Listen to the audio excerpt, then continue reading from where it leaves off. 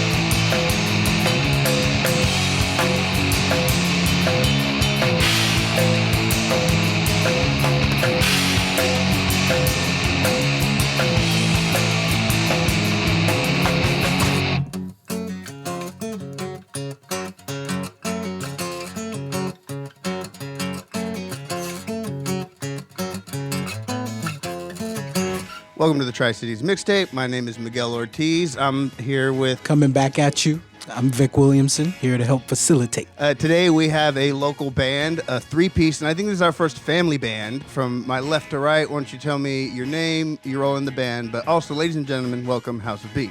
All right, hi, my name's Carl Rivera, and I am the proprietor of House of B. Just kidding. Bass, guitar, vocals a little.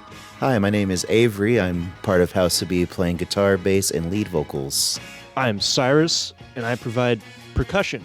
So, how did this band get started?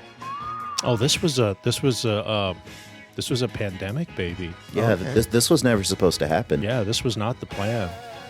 Yeah. So, I mean, we've all, we're into music, right? Right. We've been playing in bands for years, decades. Yeah. And then Avery's got his projects and his interests, and Cyrus is playing some drums too. But when everything shut down, we're like, well, what are we gonna do? So And you I look guys at Aves. I'm like, you all live want in to? the same place? Or? Yeah. We lived together for the first part of it. Avery had, I think, just moved out. I Very moved out recently? in August of 2019. Flex. Yeah, but he wasn't like too far away. We still spent a lot of time together. So we're like, what do you want? You want to learn some songs, man? So I got some songs. You got some songs? Well, it started as jamming with like Black Sabbath, Right. Yeah. and then it turned into what songs can we play? Yeah, we've been playing around for years, just in the living room, and getting Cyrus to play drums and getting him kind of involved. And give us some more background on the relationship of how you were able to play so casually all the time. Tell us some more about your relationship. So Avery's been putting up with me playing in bands for years. Years and years, right? Ever since he was just a little guy. That was just kind of it's what you do, right? If you're a musician. So ever since before he was born, right? But yeah, time goes on. You move on to different phases in your life, so to speak. And it turns out, Avery takes up the music thing. It's super important to him. So, I try to support him in whatever endeavors he has. But again, the goal was never to like play together as a family, right? You kind of have your buddies and you have your musical adventures a little bit, and that's great. You do that, and I got mine, and that's cool. We'll see each other around. But yeah, the pandemic was the catalyst to bring us together. And after kind of working at it, it turned out like this is pretty good. This works. Well, you know what it was? We did an open mic at the Emerald. Oh, yeah. We did an open mic at the Emerald. We're like, okay, let's take Cyrus out. Let's see if he even likes being on stage or what it's, how he's gonna take to it. Right. And he enjoyed it. Oh, yeah. And Dara heard us, and he's like, you guys should play again. He goes, let's get you a show. And we're like, oh, damn. Okay, Abe's just like, I thought this was one and done. Yeah. By the way, I've played the open mic like a dozen times, and I've never been invited to play a show. That's an honor. That's an honor. Well, I did have say kind of a cheat code there. I did play with Dara for like a decade in Sex Mission, so like I've been around. Actually, can we go back to how did you get started in music? Oh, that's wow. What was your first? Were you a singer, writer, musician first? So my parents have always had good music around, So there was that sort of foundation. My dad plays guitar. My mom's a classically trained pianist. She's excellent. She could sight read like just a machine. She's incredible. So music's, again, always been of interest. But right around high school, it became more interesting, right? As it does. Yeah, oh yeah. Yeah. I ended up in Arizona at a boarding school in the kind of middle of nowhere. And that's where I was introduced to everybody else's musical styles. Like I was into Cream and the Beatles from my dad's record collections, right? Right. And, Metallica, I get into Metallica. And everything else was on the radio, the hair metal, anything from like War what was the to first Poison. music that was yours that you sought after? Like, not that like, oh, I don't want to listen to my dad's records, but you're like, oh shit, this is mine. I found this. When where it clicked like that? Yeah. Where it became mine? Yeah. Yeah. Okay, this is going to be super cliche, but it's probably, well, I could say it was Cream, right? I could say that. But really, I think it was Nirvana. All right. Because when that hit, it touched everybody. Oh yeah. A huge percentage of the population was like, wow, that. Right. And it worked for me too. I was like, hey, what? Really? Yeah. What How was old were that? you when that was hitting? I was in high school, so. Oh, perfect. Yeah. 11th grade? Oh. Yeah. That's, Yeah, I think I was 16. yeah. I think it was. Yeah. Wow. And that was, it was important. And it just kind of went from there, and more cool bands came out. Again, I was in this area where everyone seemed to have really, really good taste in music, right? So like the Grateful Dead came out, and Pink Floyd, and Led Zeppelin. There was just all kinds of really neat stuff that I was exposed to that I wouldn't have normally sought out. But I think I benefited from that greatly. Yeah. I kind of picked it up and went with it. Anything from Creedence to Steve Miller Band, Up until you started having kids, or maybe these ones specifically, what was your musical journey? Oh, so I tried to go to college, right? For music or just No, just for college, because it's what you do, right? Yeah. You go to What you're college. supposed to do. Yeah, graduated from high school, you go to college. It's just what you do. But the whole time, all I did was pursue musical interests. Like I rarely went to class. I watched a lot of cartoons on TV. But I learned how to play guitar, right? I had gotten a guitar for graduation. Friends in high school showed me a couple of scales, and I had some guitar player magazines, and learned a couple things. I want to know. I'm about 40. I'm 41 years old, right? I started learning guitar pre-internet, but mostly I'm like tab sites and YouTube taught. What was it like learning guitar before that? Because I honestly don't like. So I the had tab like maybe sites, a year or two before it was all just tab sites and YouTube. right? So you had to get them on paper. Okay. Yeah, I had tab on paper. We had Guitar Player magazines, like yeah. Stairway to Heaven Guitar Live, you know, World. like, oh, Yeah, yeah. okay, so that's how you play the rest of the song. Yeah. You know, and then that magazine went around and other people learned how to, you know. Right. Yeah, so there was a lot of that. And I was, again, benefit from so many people around me that had learned those songs or had those riffs. From my buddy Brian Takamoto's like, here, this is the pentatonic scale. Do this. I'm like, why? Doesn't matter. Just do it. Yeah. Oh, and then you could do it like this too. I'm like, okay. And that was kind of the beginning. But when it clicked was like listening to Black Sabbath and Soundgarden and like, oh, this is the scale. Oh, this is the key. Oh, this is a song. Oh, I can play all these now. Yeah, I love it. Okay. It's like when Neo can read the Matrix at the end. Yeah, right? it's like that, It's yeah. like, oh, but it is like learning another language. Such a great analogy. Yeah, once you click, you know, you're like, oh, you're there. You're Yeah, there, yeah. and you understand. Welcome to the next level, right? Now, I impressed my wife in the car the other day because that Billie Eilish song "Birds of a Feather" is the same chord progression as "Last Christmas" by Wham. Oh, Yeah. yeah. So that was playing, and there's a instrumental section at the end of the Billie Eilish song, and I started singing the Wham song, and my wife was like, "What?" And I'm like, "Doing the same key." She's like, "Oh my god!" Little mashup. Yeah, That's yeah, great. yeah. Just was that one little like, "Hey, I recognized, you know, Yeah. these chords." Maybe it's not exactly, but it was close enough. Whenever you come across your like perfect understanding for yourself of like universal music theory and it clicks, I don't know. That's just a moment. I've only ever had that moment with like understanding calculus all of a sudden after failing it like Oh, wow. 2 times in a row. It is. It's like magic. They say like you take an academic and a farmer and you try to teach them how things work. There's a way to teach it in like plain speak, and there's a way to teach the exact same thing with formulas. Right. But they're all talking about a universal theory. You come over, same thing with music theory. It's like learn the pentatonic scale. Why? Just learn it. Just do it, yeah. And then once it dawns on you, the foundational structure that it has in all these songs, all of a sudden you can play all that stuff. That's when you gave a shit. Like I don't know. It comes together. That It's magic. eureka, the light bulb, man. Yeah, for sure. Yeah, no, I love that. How many bands have you been in before House of Oh, Pain? well, there was one. I was in Manfall for a really long time, right? Started out as Stickman, me and my buddy Bob. Bob Wayne, still on the road, still touring, still doing it. Excellent guy. Yeah, it might be. I think he's representing over Cyrus got some merch on. Oh, okay. Yeah, I'm Bob here went for it. country some years ago, and he's managed to eke a living out. He's doing a great job. Hasn't been an employee in like 25 years, I think. So he's doing a great job. You know, he's just killing it out there still. Right. But yeah, me and Bob did that for like a decade or so. You know, had kids, toured, did the thing. And then I played around. I played with Von Jensen for about a year or so. Learned a bunch of blues stuff. That was great. Played with Dara and Sex Mission for a couple years off and on. We still get together and jam from time to time. Played in some ska bands with like Carlos Alvarez from Engine 54. I was just talking about that. Nick York was in that band. Yeah. Lots of little projects that kind of didn't really go very far, you know. But the thing with Bob is what we did for a long time. We got like 4 albums together, and we had a great time. Which band was that? That was Manfall, Stickman, and then it became Manfall. Yeah, moved to Seattle, did the thing. You know, got a different bass player, changed the name. Yeah, and that's when things kind of came together. Yeah, did that for a long time. And then Bob had the opportunity to, advance the career. So we kind of moved on, and Dave, our bass player, and I were here in Tri-Cities with the wife, the kids, the mortgages, the jobs. And I've been settled here for a long time now, since about 06. I know we've had Avery on the show before, and we got his origin story, but obviously in this context, why don't you tell us how you got started in music and how that led you to the House of B? I guess there was always a drum set around since I can remember. And I remember getting a drum set when I was 4, like Christmas or something from Grandma, right? I think it was 4 or 5. Like 4. So I remember Dad would like show me some things, but I don't think we ever had a sit down lesson on like playing. It was just more like, it's here and it's available for you to use.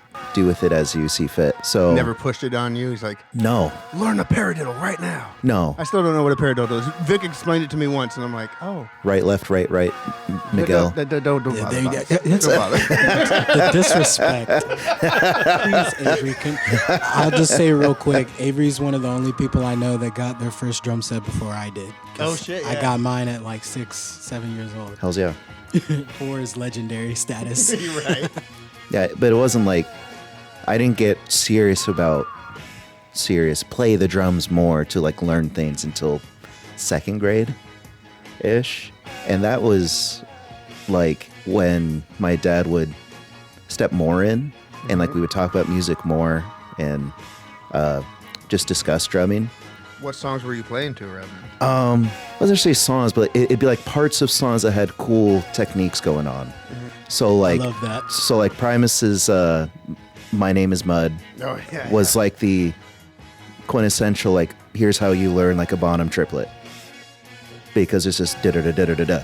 Oh right. So as long as you can get that pattern down, like you are set for the rest of your life. Okay. on Is doing that a the secret triplet. to drums? If you want to do triplets all the time. Oh right.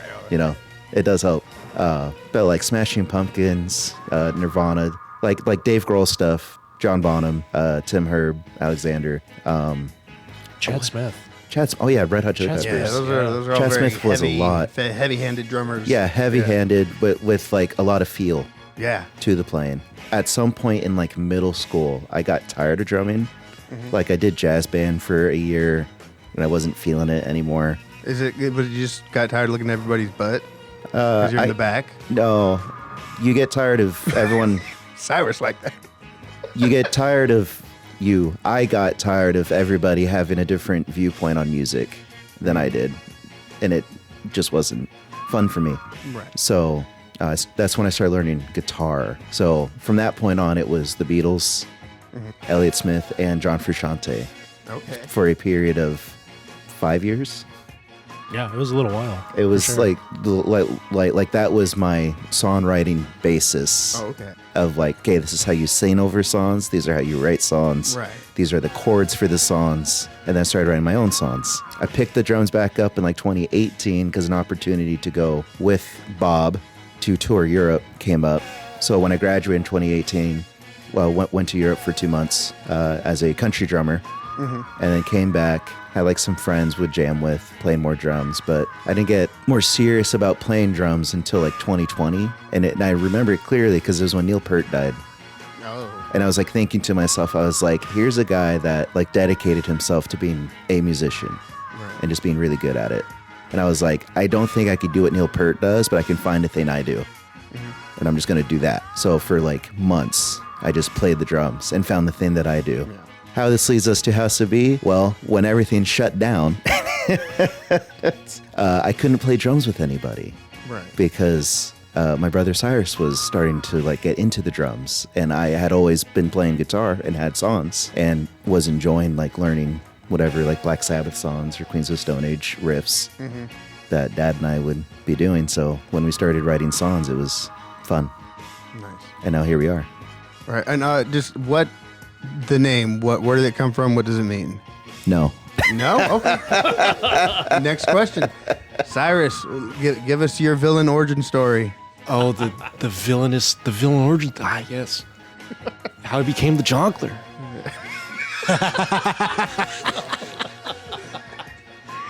It's awful. I'll never bring up that again. It is very similar to Avery, Right. just with Avery on top. How this led up to House of B? Well, no, yeah. How'd you get started playing music? Obviously, the drums are always there. You inherited Homeboy's set, or Yeah, kind of. I didn't really inherit his drum set. There was just a drum set. Oh, okay. It wasn't even his. No. It was just there. Well, oddly enough, you the aren't drum playing set. his drum set now. I am now playing No, his yeah. drum set. Things have changed, but But was that the first instrument you were interested in, or just you defaulted because it was there? yes. So I remember somewhat vividly there being the Drumnado kit. So the Drumnado would be one bass drum, and then you make two drum sets out of it. So you use one side. Both sides are the batter side, or the part you hit with the kick, and you just assemble a bunch of percussion pieces on both sides. So I saw that extreme violation of nature and decided I must partake. Right. So I did. I remember playing a beat with whatever was on it. I don't remember, but I liked it. So I kept doing it. And here I still keep doing it. Is this your first band? Yeah, it this is. your only band? No, not anymore. What else you got going on? I have been in 5 bands. 2 of them did not make it. So currently I'm in 3 bands. House of B, The Crush, and Stooks. Are you drumming all of them? Yes. This is House of B, and you're listening to Roadside Attraction on Tri-Cities Mixtape.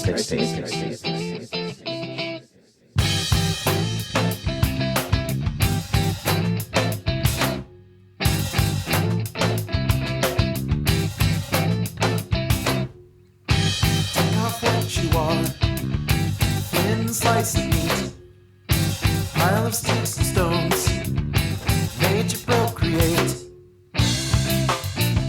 I didn't say to get away. Ride the wind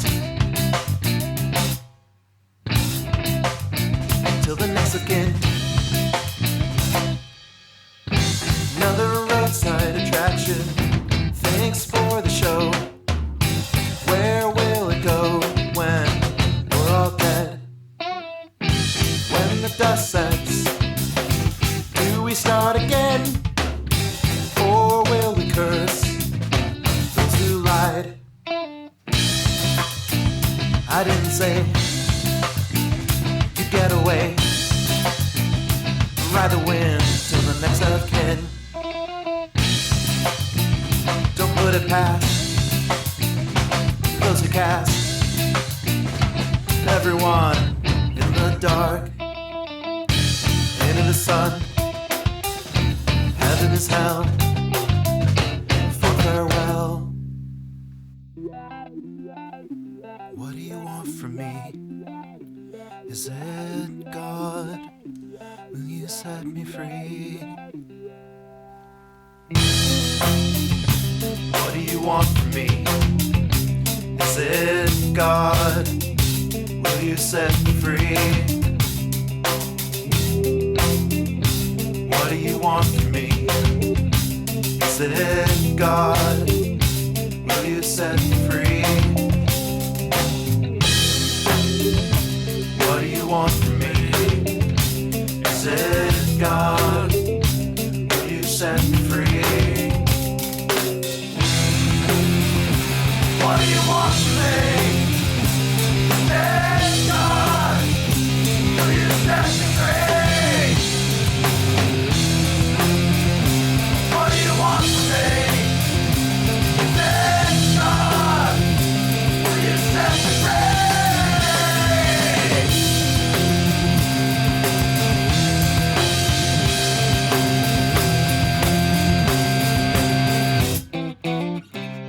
But does Drumnado not count? I mean, is that an actual? Okay, so Okay, Drumnado. we'll let Dad explain Drumnado. Oh, okay. Well, It's its own Drumnado thing. was kind of it ended up being an offshoot of the Sex Mission project, Okay. right? Because we were drumnadoing around the house just for grins. You know, we had all these drums, like let's put these together. This will be fun.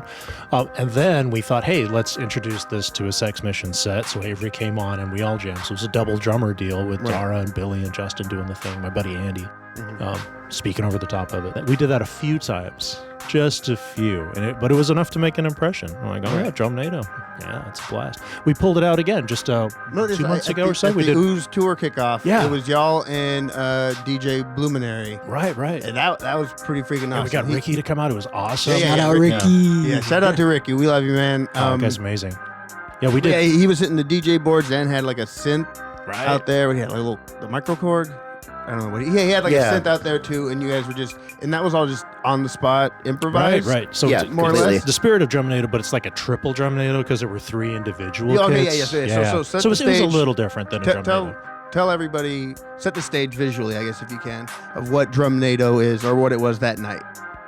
For that night Yeah. specifically. Yeah, with Ricky. So with Ricky, it was 3 drum kits on stage, and we stuck Ricky on the floor with his turntables and the synth. And the idea was that us 3 needed to be able to see each other, and we also all needed to have a line of sight on Ricky. Yeah. And it felt weird to have us on the floor staring up at him. Yeah. So it was like, well, we should probably just swap it. So it was just us on the stage and him on the floor. Man, you guys were like in a semicircle Right. drum, the coolest drum circle I've ever seen.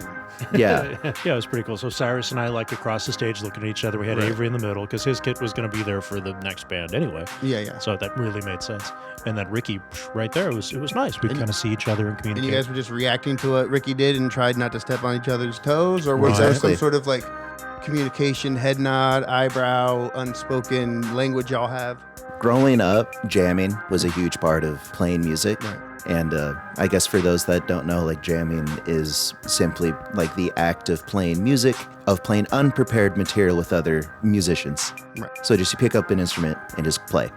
and you react to what the other person's doing. It's like a conversation. Like I remember going to the Victor Wooten. Yeah, when he was at Hanford High, that was incredible. He described it as like it's a conversation, and it's only successful if you pay attention and listen. Yeah, exactly. Drumnado was always an exercise in paying attention, listening, reacting, and just respecting other people's artistic vision in that moment whenever possible. What can you tell us about Drumnado from your perspective, Cyrus? It is the most interesting thing I've done yet, which is not a lot. It's pretty much all of what Avery said. But yeah, Drumnado is awesome. Are you guys gonna like team up with another random musician or person and do another one, or is it no actual plans for a future Drumnado? Yeah, we don't have plans, but it's not exclusionary. I mean, if an opportunity presented itself, like let's say Bobby reached out and said, hey, we need to do a Drumnado. Can you guys fill something in? Yeah. Then I'd be like, all right, who do we get? Do we tap Ricky? Do we try to get a hold of Drewby? That'd be cool. There's a bunch of DJs that like we could probably work with. Right. There's a lot of ways to interpret it. Yeah. But yeah, it'd be fun. All right. Somebody Anybody said, listening there, if you want to be a part of Drumnado, Yes. have a gig ready. we'll introduce the fire dancers. I want to that'd be hear a Drumnado jaw dropper collaboration. Okay. It's featuring Jared from Cyclone and Cam from Cold Hearts. All right. doing his oscillator. Yeah. Okay, would this add a fourth drummer to the equation? or no? Technically, yeah, because Cam plays drums on it. But shoot, man, I feel like that would be insanity. Cool show. I get annoyed when there's too many guitar players on stage, but drummers, no. I guess Drumnado did show me that. It looked ugly and offensive, the idea of it, Yes. But then it happened, and I'm like, oh, I'm a dumb bitch. This is awesome. No, I was gonna say there's nothing visually beautiful about it. Yeah. But It's- as soon as you guys started But as soon going, as I you was play, like, Well, it's so the original Drumnado kit was kind of a sight to behold, though, with the one bass drum in the yes, middle and then it the was two cool. kits built off it. Yeah. I don't know. I got some pictures of it somewhere. It was cool, like kind of bird's eye. I want to see that. Hearing Cyrus's description was like, yeah. It was neat, But man. again, as a drummer, you probably, that didn't look as maybe awkward to you, or I don't know. What's your? no. Were you were there? for the show, ergonomical? No, I seen footage of it. I was out of town. Oh, right. It looked like a music store is what it looked like. Bunch of It drum did. sets Exactly, on having stage. Like all we're trying the to sell a models set kit up. or something. That's what it looked like. But I mean, if I were to set up a mega kit, like Mega Desk from The Office, if anybody's familiar, that's what it would be like. That's awesome. But the Drumnado is like our chance to have fun, Yeah, it really was. for a lack of a better term. Because I knew Avery and I could do it. We've done it before. Cyrus, we hadn't done Drumnado with Cyrus before. So like, oh, how's this going to go? So we did a couple practices, felt it out. Like, oh, yeah, this will be great. We can communicate. Yeah, totally wonderful. Something I did notice looking at all three of your drum kits that Avery and Cyrus had more kind of minimal kits, and you had a little more bells and whistles, cowbell, woodblock, chimes. I don't know, and I don't know if you had all that, but you did have a lot of accessories. Yeah, a little bit. Yeah. Avery's a little more minimalistic, right? Two toms, a crash, a riding hat, and done. Snare. Yeah. That's it. And then Cyrus is Cyrus was in the middle of growing. right. He's still kind of building. He's his still kit. building the kit. He's busy acquiring materials. What was that? The journey is never finished. And I have to say, as soon as he introduced himself as a percussionist and not a drummer, I knew. Oh, okay. Yeah, I've had a long time to like buy a bunch of crap. So, how much of the minimalist take on drums is you don't want to spend another 20 minutes hooking little shit up to your drum set on top of the 30 minutes it takes you to set it up in the first place? I will say that going on the 2-month European tour as a country drummer taught me a lot, especially the whole for that it'd be like sometimes you don't even need a tom. Oh, really? It was just snare, kick, hi-hat, ride for fun. Oh, yeah. But sometimes the stage was so small, I'm like, I don't need the tom. Cool. So I've just cut out 5 minutes of my time here. But artistically, I've always been interested in minimalism, Right. and just how it forces you to be creative Yes. because of your lack of things to just hit on a whim. Yeah. So when I joined Ooze, part of the vision for myself was, it's punk music, you don't need a lot, but how can I restrict it further Okay. and come up with something new Yeah. for the punk context? that's where I was coming from. Cyrus, do you think you will evolve to have a kit bigger than your dad's? That No. will then Oh, absorb dude, it's almost there. and it becomes part of Have you yours. seen it? It's almost He's there actually already. right. I have, there's 4 toms, right? 4? Yeah, I already have more toms. Oh, okay. There's another tom that I'm just not using. 2 floors or what? No, just He plays them all like floors, dude. Bill Bruford in the 2000s got really into jazz, and he got like into the concept of like really flat drums and having it very symmetrical and like centered. So like snare in the middle, 2 toms on the right, 2 toms on the left. And I heard him talk about it, and it was about he wants to limit himself from being able to play certain things, which will then evolve your drumming. Because usually as a drummer, you have your tom set up, so it goes, da da da da. But the way that he set it up, you cannot go da da da da because of where the drums are set up. So Cyrus is doing that. Okay. yeah. I thought it was interesting, so I tried it. I kind of like it, so I keep using it. It makes certain music difficult to play. Good God, punk? Oh no. No? No, when the hi-hat is in the center, and if you want to be energetic, very difficult. There's a lot of, you got to be very efficient about where you put your arms. Does your kit change for the different projects you're in? It could, but not right now. Oh, what it is he's been playing my kit. Like, for the longest time, the first couple of years of House of B, we'd show up and it was my kit. He didn't really have his own kit. Yeah. So he played my kit. And then however I like it is simply what he has to deal with. Oh, I see. Right? It's just, yeah. here's what it is, kid. You don't get to move it. There is something of just having to do with what you have. You know? Right. Yeah, it's set up like this. You might not like it, but that's the way it is. Right. Make No, it work. it is the best setup, just so y'all know. Oh, But no, we'll include a picture. Well, Yeah, he's going he's, to send us a stage plot. I think he's really he's learned to be very versatile because of that. Right, so you can set him down in front of almost any sort of arrangement, and he can make do. And like, okay, here's what we need to do and get this done. Yeah, you put him in this kit, that kit, whatever. He's fine. Sure. Yeah, he's good at it. All right, now let's talk about your monster kit. Do you know the number of pieces total? It's really not that many drums. It's a 5-piece with a rototom, right? I got 3 toms, right? There's 1 rack and 2 floors, so it looks like a baby John Bonham kit, right? Then there's a bass drum with a double pedal. I got a snare. I got a rototom. I mentioned that. I got a little rototom because I don't have any smaller ones, but I wanted that small tom sound. I have 2 crashes. I have a ride, a hi-hat, and a china, and a Is there a woodblock splash, cowbell? and a moon block that's not actually mine. It's Cyrus's because I don't really like. He those bought it, things. I bought it for you. Okay. And then Forest of Hate. I played drums in Forest of Hate. Forest of Hate had a particular song where I was clicking on the rim. And then I'm like, well, I got this wood block. I guess I should use the plastic block. I should use the moon block. And I'm like, okay, I'm using the moon block. And everybody's like, oh, you got to use that. That's what you got to do. So yeah, I was keeping count. That's 48 pieces. That's 40, yeah. Yeah, it doesn't feel like a lot. I'm like, well, okay, it's a little bit of stuff, you know? Actually, while we're on it, I just realized a second ago I'm the only non-drummer in this fucking room.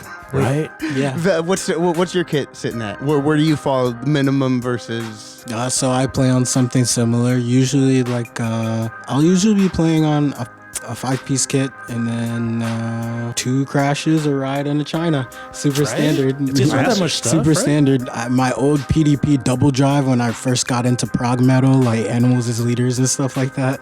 I had 2 kick drums, 2 floor toms, 3 rack toms, no roto toms, and 3 cymbals. I feel like the luxury at that point when you said a roto tom and a splash. A splash is very underrated, I think. They're wonderful. But I'd do have say a bell. I it's have a a bell, luxury out of my. I have a bell too. I have Bells a are bell. so nice. I said the bell was the first little toy I got that I was like, Okay. yeah, this is not standard, but it is necessary for my style. Love it. Yeah, Primus. I love Primus, right? Tim Herben, he had those little Zill bells, Yes, signature all Zill the bells. I had 2 bells at one point, and Right, it's I like I didn't couldn't know that afford a I real needed one, so I found a cheap one. I'm like, oh, I still got it. Works great. Ice bell, unless it was a Zill bell, it wasn't a bell. Nah, Right. screw that. They do sound really good, though. I don't know, maybe someday I'll afford one. We'll see. But yeah, it's funny how the drum sets change over time, right? Yeah, Yeah.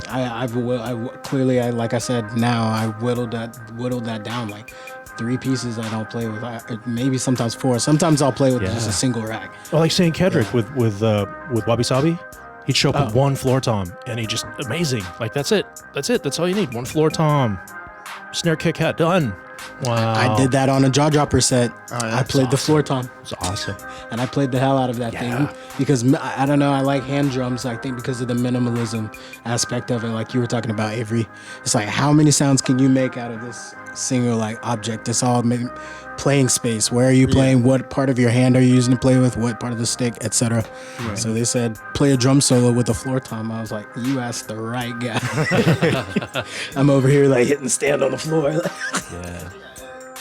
This is House of B, and you will be listening to Family Tree on Tri-Cities Mixtape.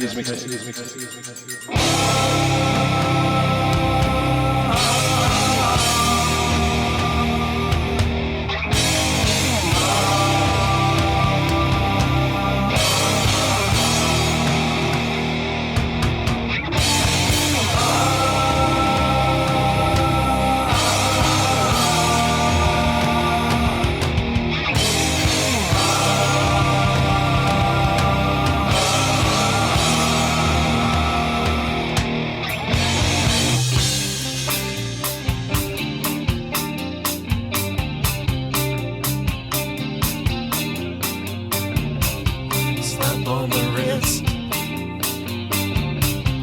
cheaply blown kiss. Friends by my side, all run to hide. Left all alone, please turn me to stone, my one true love. Face in the sky, bones pile high.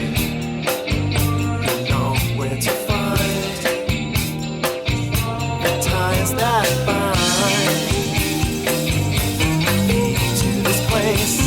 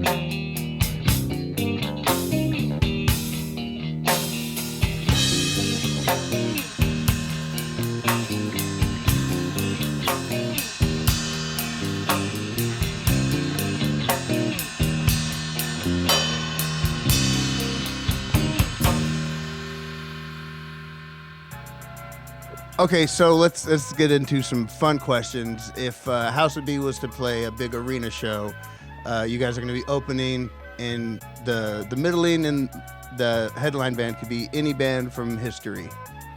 So who is the middle and the closer in this dream gig where you guys are opening up for two other bands? Like, it could be the Beatles, it could be Deftones, it could be whatever. So figure that out amongst yourselves, or you guys can all pick one and then fight over who's in the show or not. It's a 3-band bill. House of B's opening. Weird. I've never really thought about that, man. Oh, you could. So you're saying you could have prepared me for this question? Oh, Or you also could have listened to the podcast before. I could have. Could have. Could have listened to the podcast. I've been cheating now. No idea. No idea? No, hold on. Oh, are you say no ID? no.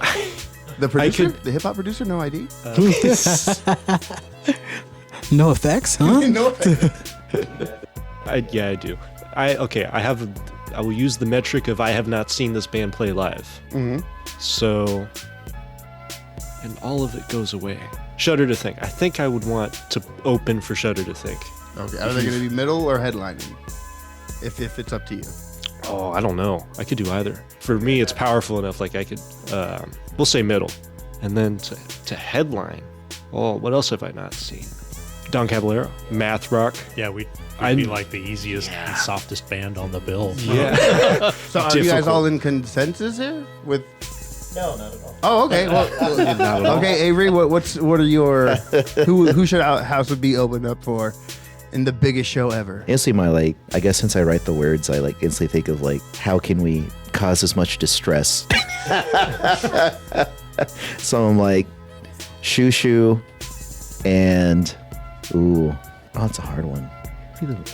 There's some dark lyrics. Primus can be dark. If we were like Les Claypool, you need to sing all the dark ones. You guys would curate their set list too. That's next level. I love that. There you go. What band and what songs Yeah, will you allow them I to want play? Prince, but only his first 2 albums. Oh, Prince. Yeah. Nothing past the 90s. That's funny. I joined Stooks recently, so it's now the second band I have with Cyrus. Okay. Which I was hesitant to do at first, Yeah. but we ended up doing it. So the joke is that Cyrus and I will kick out Stooks and have Dad join.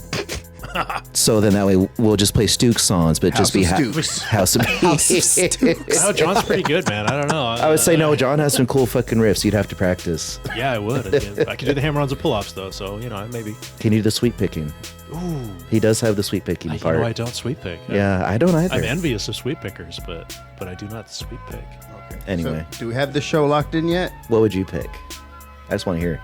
Oh, what? Yeah, I don't know. I want to just throw out we're gonna open up for fucking Led Zeppelin, Yeah. we're gonna fucking, but at the same time, let's have fucking Dead Kennedys or something like that. I want Henry Rollins to be on the fucking stage. Henry Rollins doing a spoken word. That'd be It would actually be amazing, really fun. Or King Crimson or something crazy like that. But really, that's really tough, man. I'd want to spend weeks crafting that answer.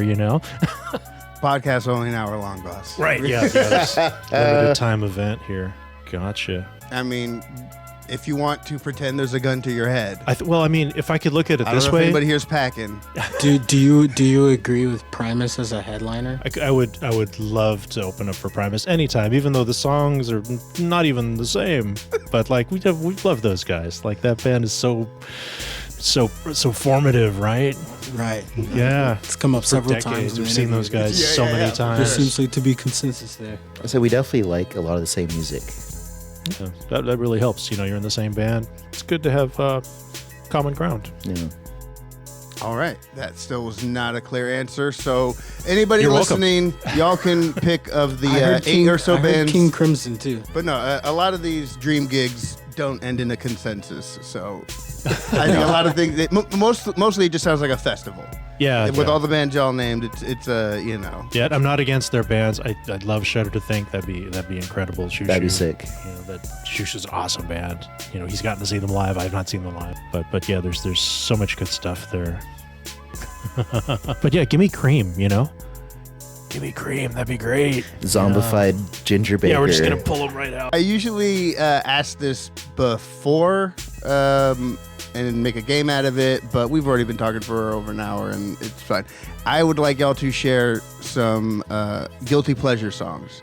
Songs that maybe each other would be surprised, or your partners, your best friend, your girlfriend, or whatever. If they're like, oh shit, you like Hooba Steak? Oh my God, why? You know, something like that. I use the term guilty pleasure, but I have gotten over being embarrassed about loving shitty pop music or fucking dumbass trap booty clap music. Like I love like Meg the Stallion's like Mixtape. I love Mig the Stallion. I love fucking booty slapping pussy music, and it's just love it. It's great, and I'm not ashamed of it anymore. But some people, you know, you're driving down the street, you roll up the window because you don't want anybody to see you listening to that song. Right. What are those songs?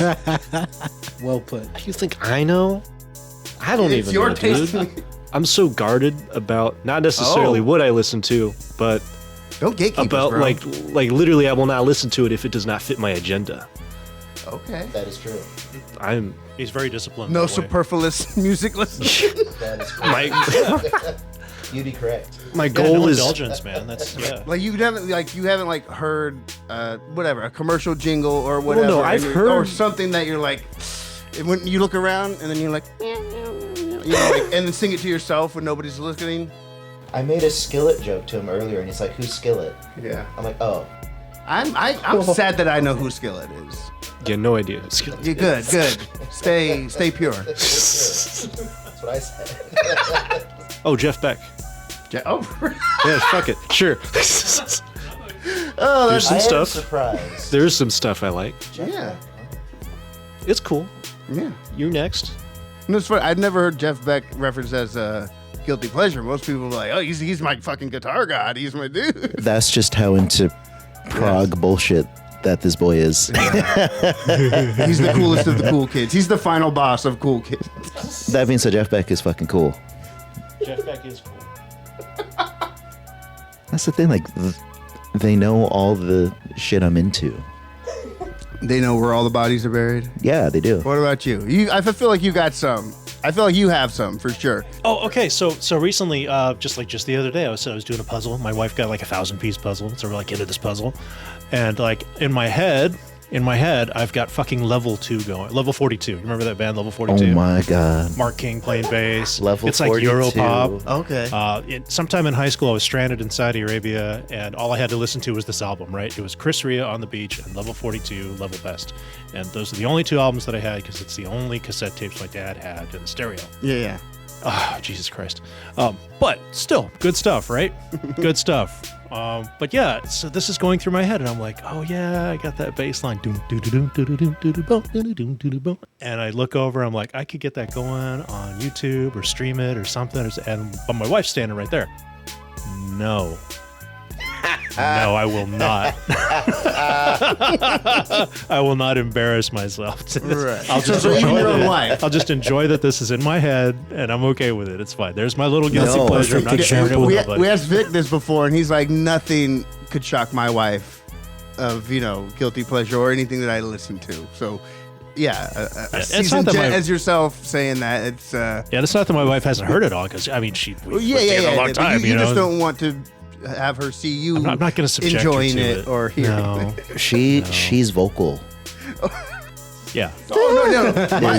She wouldn't let you live it It's down. my wife just yells out Oh. skip. If there's a song that Oh, that's- she just yells skip? skip. Yeah. So I'm like, this is my favorite song. I wanted you to hear that one, and I wanted to talk to you about the bridge and what it meant to me. She's like, skip. Okay. Oof. She's like, that song sucks terrible. And I'm like, Yeah. I can't argue with your ears, girl. Yeah, I have yeah, to sit next to you and, for this car ride. But no. Yeah, Crystal is a powerful force. My wife, she's the one. I think she installed the no suck policy at the house. Yes. Like you can play. Oh, yeah. There's instruments, you can play it, but you can't suck. Oh, okay. Yeah. Like if you want to work on something, that's different. That's productive. But don't sit around and suck. You don't get to do that. Yeah, so my friends Yes. my friends coming over were not allowed to play Oh. because they sucked. So Okay. it was like Nice. Yeah. I mean, no pressure, right? Right, no pressure, huh? But no, as a result, you know, you can draw some parallels here. Yeah, oh yeah. That we're all pretty good at what we do, you know, because we've got the standard. Like, okay, Yeah. we got to make this okay. It's got to be at least pretty good. Yeah.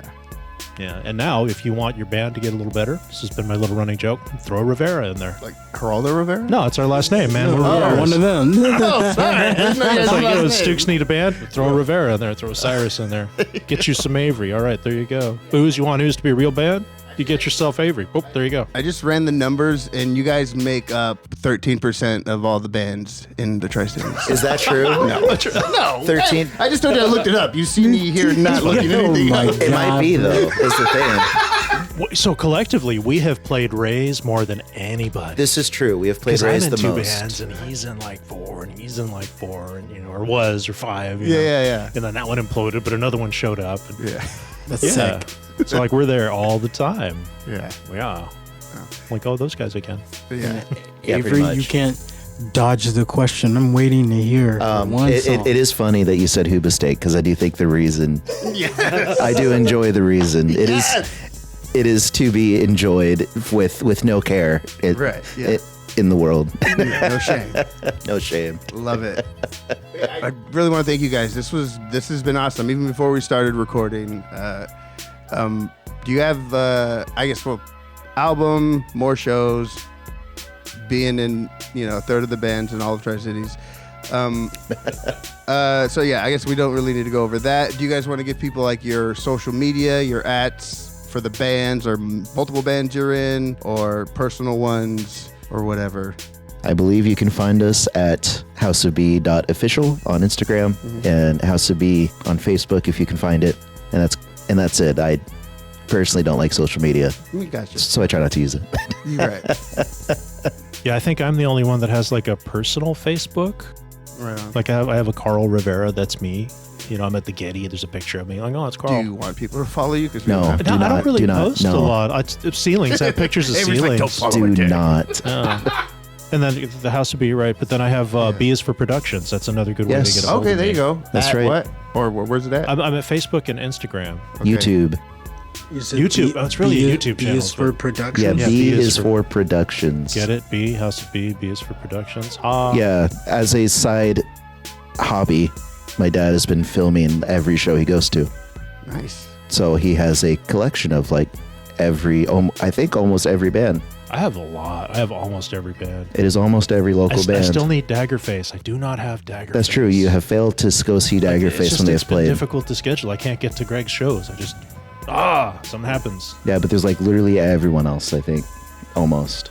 Yeah, I've got pretty much all the bands. I bring multi-cameras. I set them up. You know, I get a little shotgun mic and get decent audio, and then I share the footage with the band so that they can do something with it, right? Yes. Yeah. That's Right. dope. I love that. So I was inspired by Kelton. You know Kelton? Kelton Wolf? He's got this YouTube channel. He goes to all the shows. He's got his like iPhone or something, and he just films and he puts the whole show up.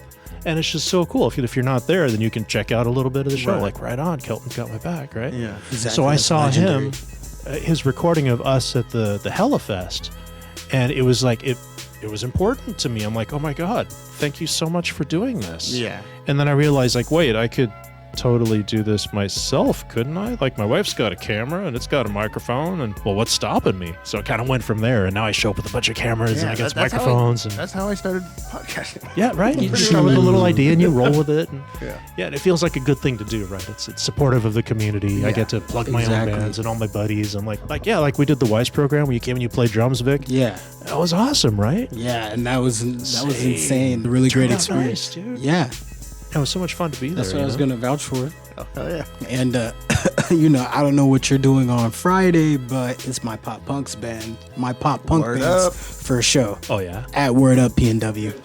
I guess, yeah, parting words of wisdom, or what would you tell, whatever, young nerds trying to start a band with their dad or something?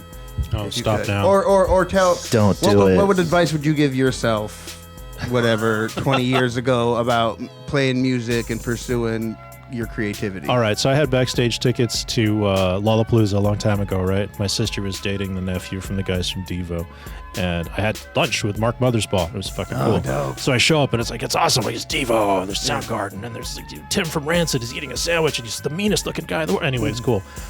So I'm like, hey, do you have any advice for like an up-and-coming musician? And Mark Mothersbaugh looks at me, he's like, stop now. And he just deadpan. Yeah. I'm like, I was a little crushed. I'm like, I was hoping for something maybe more, constructive, but okay, thank you. And now I look back, I'm like, oh, that's why he said stop, because really, don't do it. Really don't do it. I mean, because you get these expectations and you think you're going to get somewhere and you're going to plan your life around it, and then what happens is it doesn't. Yeah, like just don't do that. I see it a lot in younger or first-time musicians, young musicians who are out there doing it to where, like, I don't know if American Idol has tricked people into thinking all you need to do is just get out there with your one good song and everything is going to happen. Yeah. Or What is romanticized biopics or whatever the fuck. What is it? You just got to believe in yourself. Yeah. It's like, no, motherfucker. It's so much bullshit, dude. Yeah, but and like I'm at a point where like my heart was broken over 15 years ago when I realized I wasn't going to be in System of a Down or I wasn't going to be Usher, or any of that shit, but I still continue to create and find fulfillment in it. But seeing kids who are like, oh no, in 5 years I'm going to be famous. That's my plan. And after that, if not, then I'm just going to go get a regular job. And I'm like, okay, buddy, cool. Yeah. I probably said that 25 years ago. Right. No, in all seriousness, music has been this wonderful thing, right? Mm-hmm. And on one level, it just keeps pulling me back. Like, I moved to Tri-Cities trying to get away from music, and I need a degree, and I need to do something with my life, and I got these kids, and I got this life, right? But what did I do? I ended up playing music. 4 bands later. Yeah, 4 bands. Right. But it's been a great journey, And I've had other things I do, right? Racing cars and having fun like that. I've got other activities, But music it's important, and it's okay that it's important. Treat it as such. Yeah. Cyrus, I know you're only like 9 years old, but do you have any words of wisdom Why or is it anything 9? you would tell other aspiring creatives? Well, everyone says 9. Why is 9 the default number? A few seconds ago, I was going to say 11, but then I said fuck it and go younger. Is there a connection between the numbers 9 and 11? Oh my. This is not that kind of podcast. Wait, although somebody did try to tell me there was like underground Chinese tunnels in Pasco or something like that. Really? Yeah. Okay, anyway. We're getting a shovel. Cyrus is totally going to look into that. But anyway, what would you tell other young creatives or... Please practice. Yeah. I beg of you. You're good now, but you could be better. Oh yeah. I could be better. I could practice 2 more hours a day and be amazing in 10 years. I am suffering. I am not doing that. But you could do that. Yeah. You should do that. Please. Thank you. Yeah, that's about it. Avery, what we got? Do what's important to you and just make time for it, and you'll be okay. Right on. I do want to thank you guys for sharing your music and your stories. From Vic Williamson here and Miguel Ortiz. Thank you, House of B. Yeah. Thank you. Thanks for having us. Thank you. Yeah, it's been a pleasure. Thank y'all for listening. Good night. This is House of B, and you're about to hear Complacence. A deep cut here for us there on Tri-Cities Mixtape.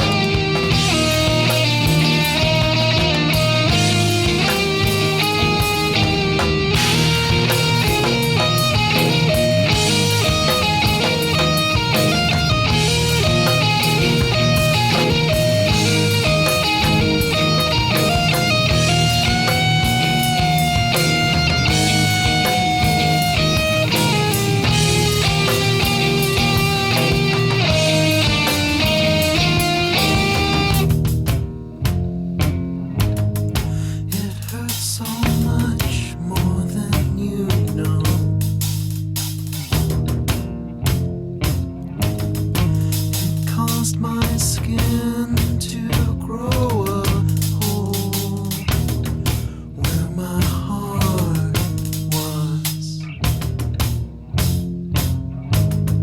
Family,